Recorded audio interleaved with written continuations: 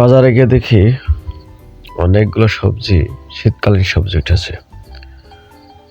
সাধারণত এই সময় শীতকালে সবজির দাম কম থাকে, কিন্তু এবার দেখছি প্রচুর পরিমাণে সবজি থাকার পরও কোনো সবজির দাম এবার কম নাই, আকাশ ছোঁয়া দাম। সবাই এটা নিয়ে কিন্তু বলাবলি করছে যে বছরে সবজির দাম কম নেই।